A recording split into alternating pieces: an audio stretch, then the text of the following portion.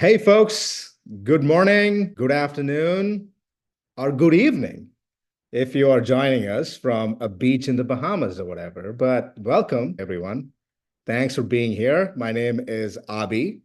I am the Director of Action Research at Efficiency Canada.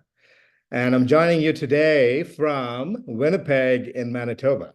And if where I'm sitting, like if I squint and look off into the distance, I can see the Assiniboine River, which has been a source of livelihood and holds cultural significance for many Indigenous people for hundreds, if not thousands of years before any of the rest of us set foot on this big and beautiful lands. And even the word Winnipeg comes from the Western Cree language for muddy waters, because where the Assiniboine River meets the Red River, that part of the river system is always cloudy and always muddy. And it's been a meeting place and a place of community for many Indigenous communities for millennia. For those of us joining us for the first time, this is a Discover East session that Efficiency Canada hosts about roughly every other week. The goal for these sessions are to kind of bring the sector and the people interested in energy efficiency together to learn. And what we try to do is to highlight new research and findings from pilot projects, bring experts in from relevant topics, talk about new innovations, and just give you fine folks an entry point into learning about all the fun and exciting stuff that's happening in this sector. So before we get started, a quick reminder that our guest speaker, who today is Sarah from Efficiency Canada, will present for about 20 minutes, and then we'll open the floor up to questions. So there's a Q&A box at the bottom of your Zoom screen. So if you can pop in your questions there, that way other people can see what you're asking, and then they can upvote the questions that they want to hear about. And at the end of Sarah's presentation, I'll go through those questions and Sarah will be answering them. So with that out of the way, it is my great pleasure to introduce you to Sarah Riddle. She is the Policy Research Associate for Appliance and Equipment Efficiency with us here at Efficiency Canada. What she's going to do today is to take us through why modernizing Canada's Energy Efficiency Act is so very important for us to reach our national goals, and explore some of the ways in which the Act could be modernized for today's times in the 21st century in a way that addresses climate change, improves affordability, and delivers health benefits. So I will now pass this on to Sarah, and I will retreat into the background. Sarah, please take it away. Thanks, Abby, for the great introduction, and thank you all for joining. So next Friday, we'll be releasing the How to Modernize Canada's Energy Efficiency Act report that Matt Malinowski, Vivian Cox, and I co-authored, which explores 10 ways that the Energy Efficiency Act could be modernized for the 21st century. By analyzing what energy efficiency legislation looks like in other jurisdictions, primarily the US and the EU. And today I'll be discussing the importance of Canada's Energy Efficiency Act and regulations and some of the key recommendations from our report.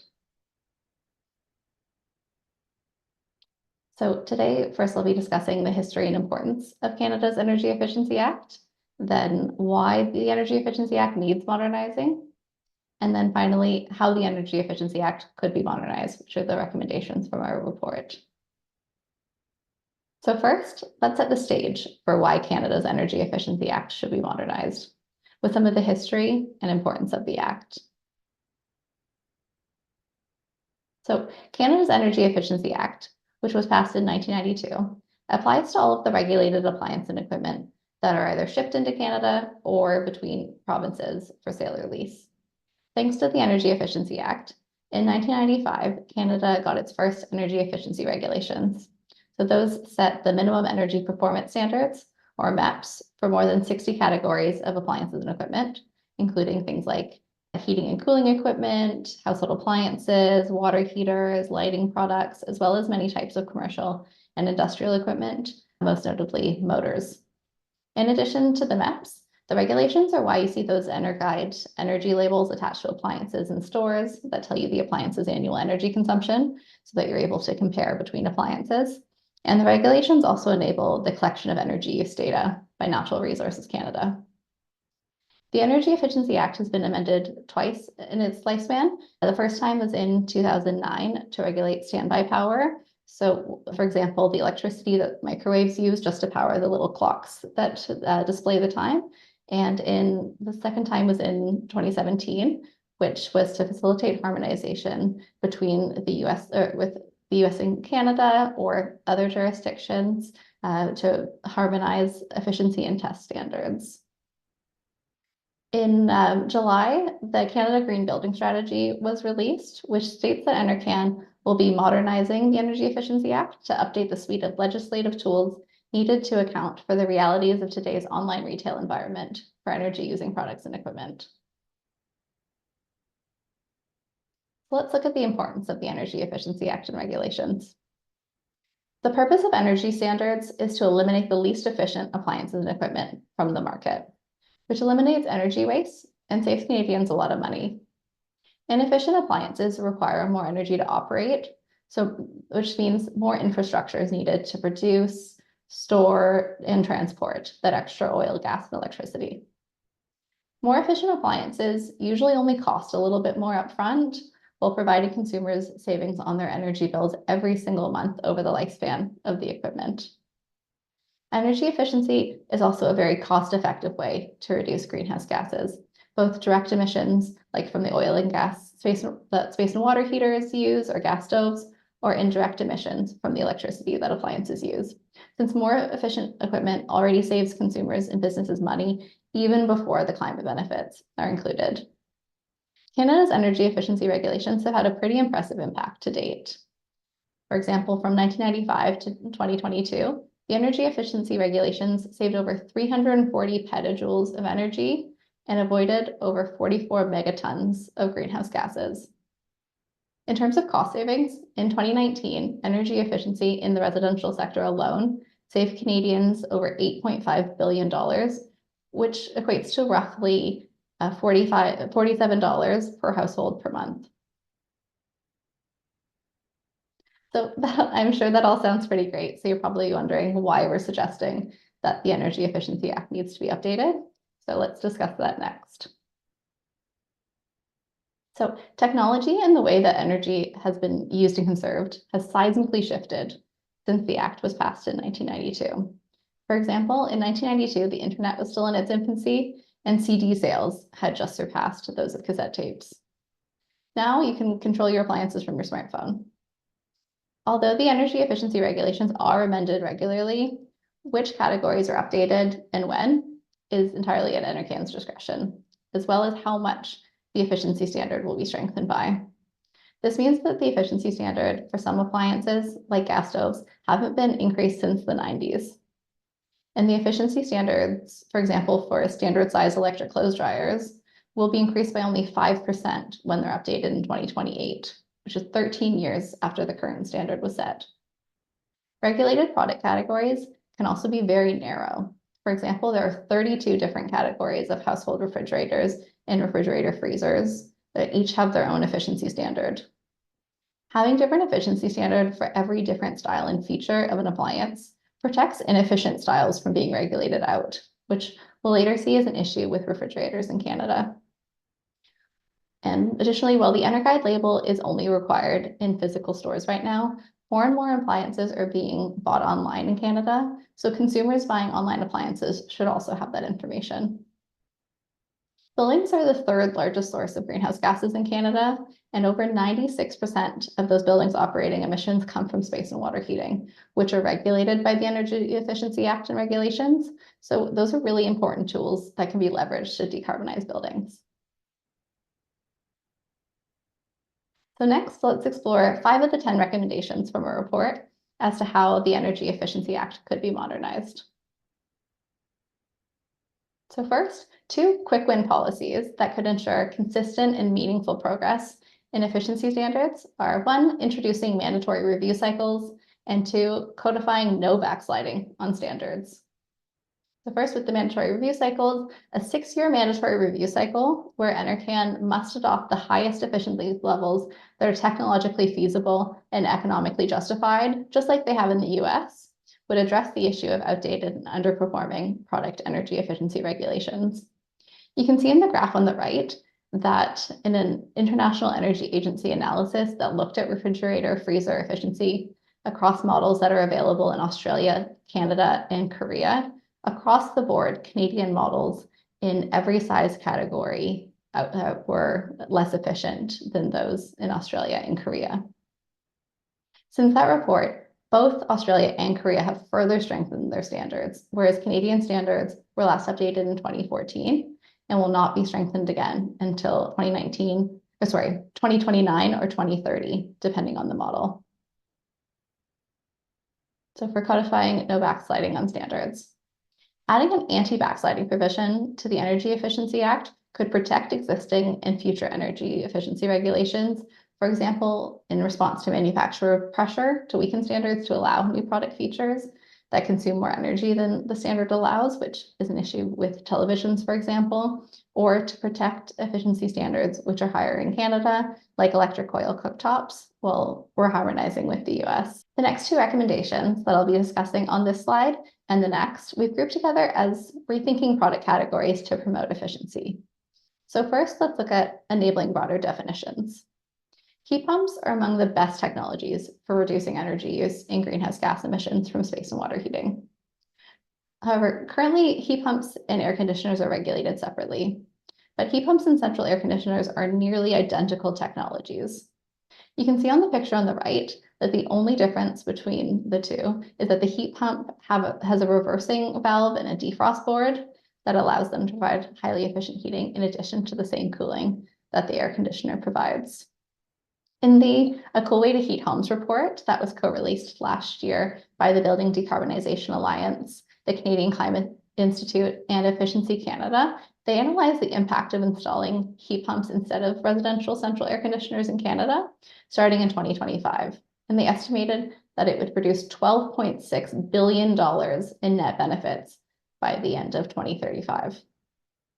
As a result, making every central air conditioner a heat pump was listed as a priority in the Canada Green Building Strategy. One way that this could be accomplished is folding central air conditioners and heat pumps under one definition in the Energy Efficiency Act and regulations. This would require all air conditioners to provide both heating and cooling, so essentially to be a heat pump. A similar policy was actually successfully implemented in Vancouver in single-family and duplex homes last year. Our next recommendation is leveling the playing field between fuel sources. Currently, the energy efficiency regulations have separate categories with different efficiency standards for each fuel source of an appliance or equipment category. So for example, gas and electric stoves have separate standards, gas and electric furnaces, etc. The most common justification for this approach is maintaining technological neutrality, yet there remains the risk of inadvertently creating an unlevel playing field. As efficiencies for electric appliances have skyrocketed in recent years, mostly due to the use of heat pumps for space and water heating, clothes drying, even pool heating, and induction stoves that don't use heat pumps, but they're also very highly efficient electric technology. Gas appliances have just not seen the same efficiency gains. Since each fuel type is regulated separately, whether or not to increase the efficiency standard with each amendment is also evaluated separately. For example, oil furnaces only have to be 83% efficient in Canada, gas furnaces 95%, and electric furnaces 100%. With the lower energy efficiency potential of fossil fuel-based appliances compared to electric appliances, separate standards can bias consumers towards those oil and gas-fueled appliances due to the generally lower upfront costs of less efficient appliances, as they imply older technologies. We recommend that NRCan introduces categories for appliances and equipment efficiency standards that are grouped by function rather than by equipment type and fuel source. For example, appliances could be grouped as space heating system, water heating appliances, cooking ranges, etc., with each function-based category having a shared efficiency requirement. It's based on the technology and economic potential of doing so with any of the technologies in the category, rather than the narrow categories being analyzed separately that keep efficiency standards low for oil and gas appliances. An example of this is BC's proposed high efficiency equipment standards for space and water heating regulation, which would require 100% minimum efficiency levels across the board for space and water heating, which would encourage highly efficient hybrid and all-electric heat pumps. The last recommendation for how to modernize Canada's Energy Efficiency Act that I'll be discussing today is requiring demand flexibility. Electric storage water heaters aren't a really flashy technology, but they're pretty amazing in that they are a thermal battery that almost half of Canadians already have in their homes. Tapping into the potential of all of these distributed thermal batteries can provide vital flexibility to the grid, reducing the need to build out new electric generation, transmission, and distribution infrastructure, which reduces the cost of electrification. Many electric storage water heaters already come manufactured with the controls and connectivity required for customers to take advantage of time of use pricing or to participate in automatic demand response programs. But there's very little standardization, with many companies using proprietary communication standards, which makes large-scale adoption of residential ADR programs expensive and complicated for utilities. The Energy Efficiency Act should be expanded to allow more prescriptive requirements, like requiring new electric storage water heaters to come already to consumers with the necessary controls and connectivity to participate in ADR. And by widening its scope, the Act could promote system-wide efficiency and smart demand management. By including this in the Energy Efficiency Act and regulations, there could be standardization between the protocols so that utilities could scale up ADR programs very quickly. This would allow households to get paid to help balance the grid during peak events without interrupting their hot water supply. Energy efficiency is an often overlooked solution to the concurrent climate and affordability crises. By modernizing the Energy Efficiency Act, Natural Resources Canada can transform Canada's appliance and equipment efficiency regulations into a powerful tool for reaching net zero emissions by 2050 and making life more affordable for Canadians. Given the long lifespan of many types of equipment, particularly heating systems, which can last 15 to upwards of 20 years, it's essential to modernize the Energy Efficiency Act now, in recognition that many of the appliances and equipment that are bought in 2030 could still be in use in 2050 when Canada is committed to reaching net zero. So today for time, I've just discussed 5 of the recommendations from a report. So next Friday, October 4th, please check out the full report, which also includes some international examples for each recommendation that I didn't touch on today. I want to thank the Atmospheric Fund for funding this research. Thank you. Any questions? That was a really good presentation. There are some questions in the chat that I will get to, but I wanted to ask you first. I know you just did your conclusions, but if there was like one take-home message that someone like me can take, I'm seeing some of my friends this weekend, people who are kind of outside of the sector, right? If there's like one thing I can tell them about why, one big take-home message from this presentation, what would that be? Yeah, that's a great question. Thank you, Abby. I'd say that take-home message is that efficiency standards should really be drawing or eliminating the least efficient appliances across every category. That with the siloed categories that we have now, it's really allowing the kind of the bottom of the barrel to stick around, since you're only looking very narrowly at each category and what it's capable of achieving, rather than looking at a bigger picture. So just a big picture, more systems approach would be really beneficial to increasing the efficiency of all appliances and making them more affordable for Canadians. Awesome. Thank you. That was great. So I'm going to jump into the questions in the chat. So I know you mentioned earlier, harmonizing our standards with the US, right? Do you see any risks or downsides with harmonizing with the standards in the United States? Yeah, that's a great question. So Canada has been increasingly harmonizing with the US since as I mentioned, the amendment in 2017. And overall, I think for a lot of categories, it's very positive. The US efficiency standards are higher for lighting and water heating and for many major appliances. So it's great that we're harmonizing, but there's also a risk that a lot of the harmonization is happening through ministerial regulations. And in doing so, they are kind of removed from the regular amendment process. So we no longer have the ability to comment and to through a regular comment submission process that would usually occur with the amendments.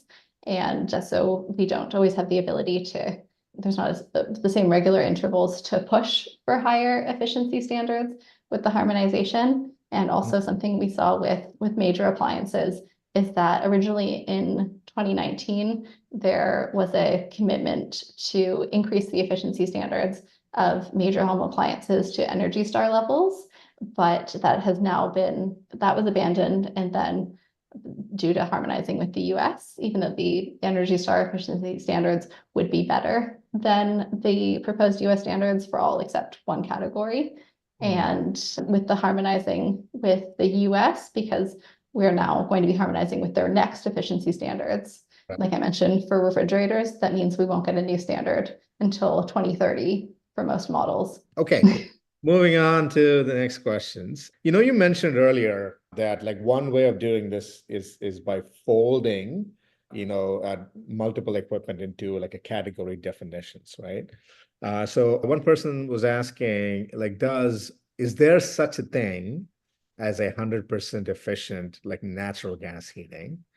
And if we wanted to include natural gas heating within these equipment standards, then would that mean that we'd have to like kind of drop, the requirement of 100% down, so then we can include also natural gas heating within this kind of modernization standard? So what are your thoughts on that? Yeah, that's a great question. So a standalone oil or gas furnace or boiler couldn't achieve 100% efficiency, but when they're part of a hybrid heating system, so paired with an electric heat pump, they definitely can. So that is a 100% minimum efficiency is a great way if you are in places in Canada where potentially the electricity rate is a bit higher, or if the electricity grid's a bit dirtier currently, like Saskatchewan, a hybrid heat pump is an excellent solution where you're using that electric heat pump in the shoulder season and as an air conditioner, and in the shoulder season for heating. And then when the temperature drops where the efficiencies are lower, it might make more sense to use the gas furnace, then it kicks on. So the 100% efficiency standards do not ban oil or gas appliances, they just require you to use them in a more efficient way by pairing them with a heat pump. Got it. Awesome. And while we're on the topic of heat pumps, there's a question here, and this I think goes towards like talking about like, trying to balance like competing priorities. So one thing we've been hearing from contractors who install these heat pumps is that the newer and more efficient systems sometimes are more sensitive to install quality than some of the older systems. And so the question here is that, is there any work being done to also increase like the lifespan of the systems? Because it seems like as in the last 3 decades, as efficiency of appliances increases and then the appliances get a little bit more complex, that the lifespan of those appliances also seems to be decreasing. So do you know if there's any efforts to also look at like a lifespan or quality of installs of these systems alongside improving efficiency standards? Yeah, that's a great question. Actually, the Energy Star efficiency standard that is voluntary, it represents usually about the top 15 to 30% of efficient appliances on the market.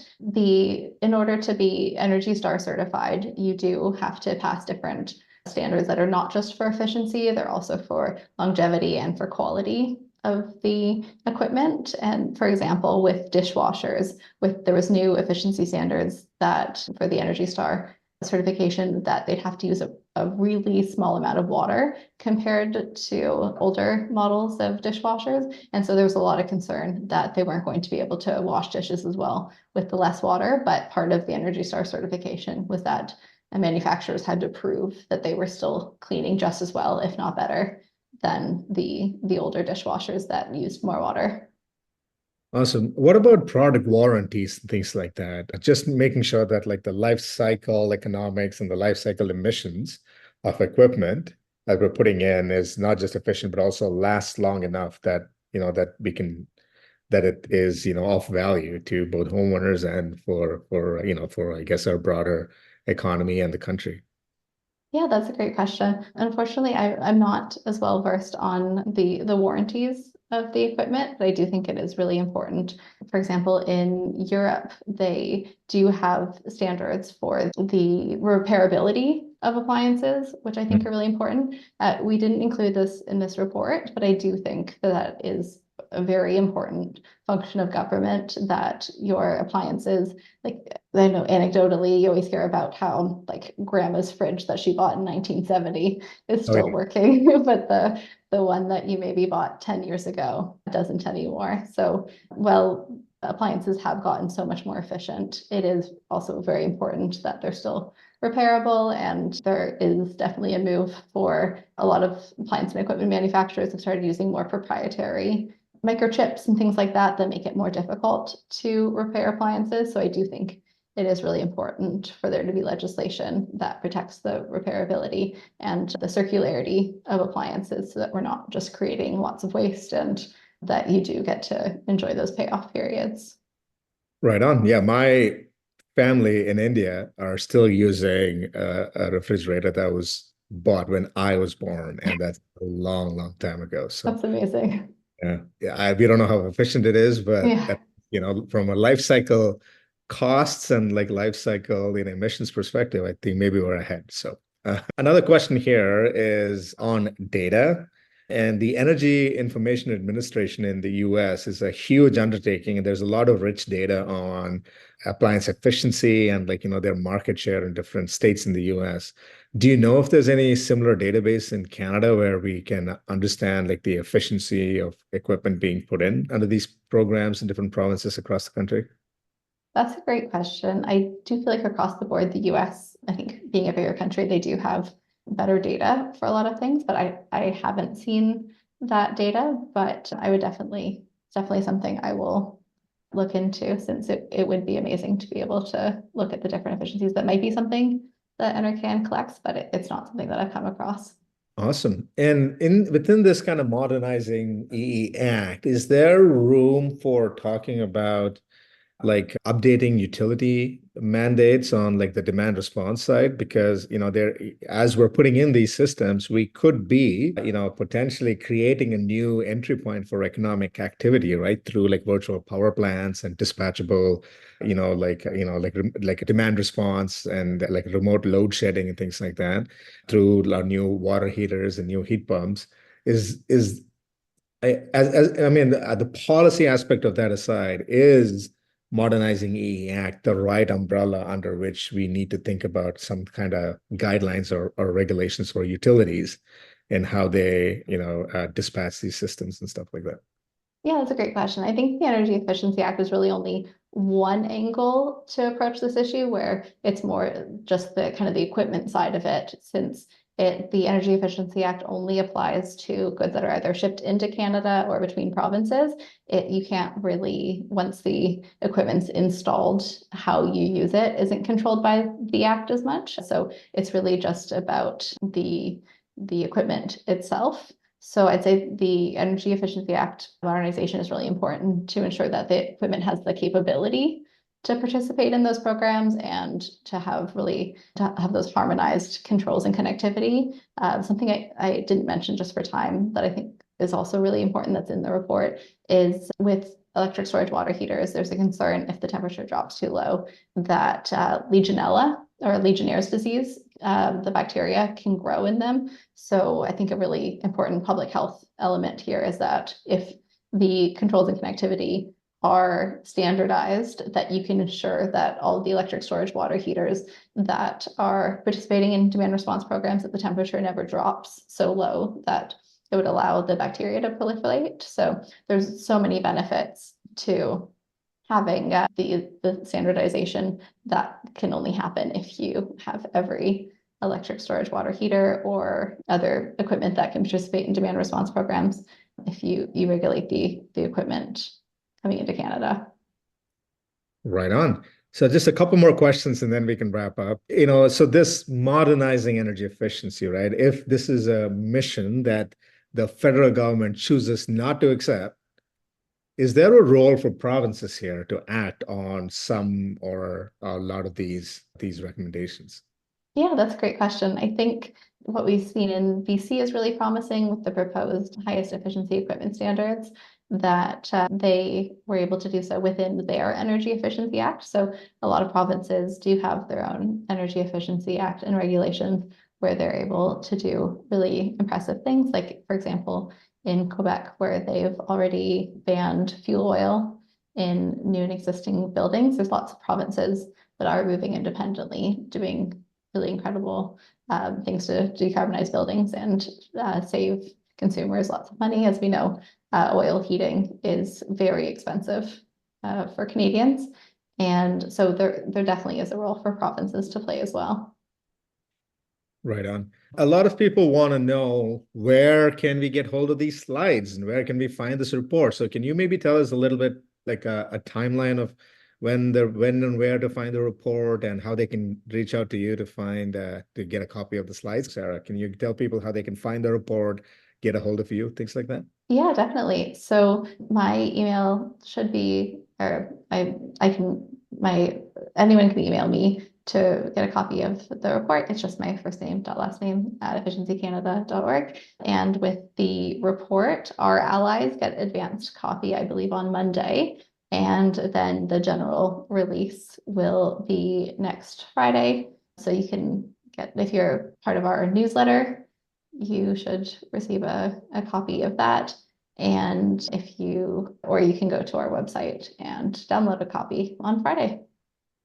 Awesome. What a better way to kick off your weekend, right? Than reading copy this. So one last question, pinky promise. Okay, one last question is, I know that, I mean, caveat is that a lot of these policies and policy recommendations have to kind of work together, right? Like it is in a policy mix, and none of these instruments are maybe as, as like as strong and powerful on their own. It's like Captain Planet, when all our powers combine, like we become more effective. As these recommendations combine, they probably become more effective. Having said that, if you could only pick one, just one of these recommendations that you really hope that people, at the federal government and in our institutions would take up, if there's only one that you had to pick, which one would it be and why?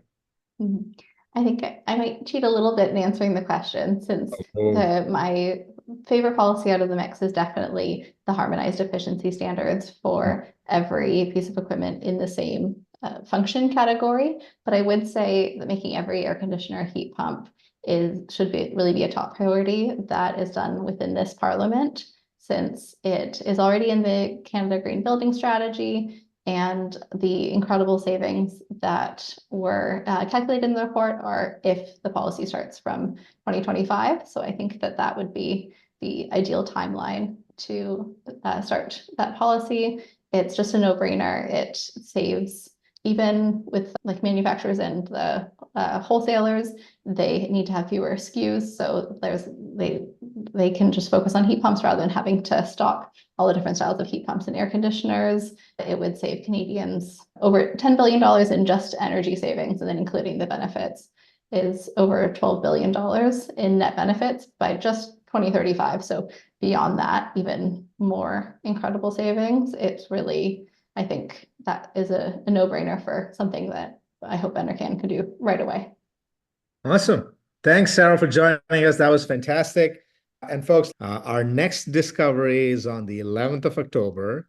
Jenny Peters, who is with Eco Canada, the director of research at Eco Canada, will be sharing highlights from their recent energy efficiency employment in Canada report. And in over 20 minutes, Jenny will be talking about the latest data and trends and insights on this sector of ours, on Canada's growing energy efficiency sector, and how it's playing a pivotal role in helping Canada transition to a low carbon economy. Keep your sticks on the ice and have a wonderful weekend. We'll see you next time.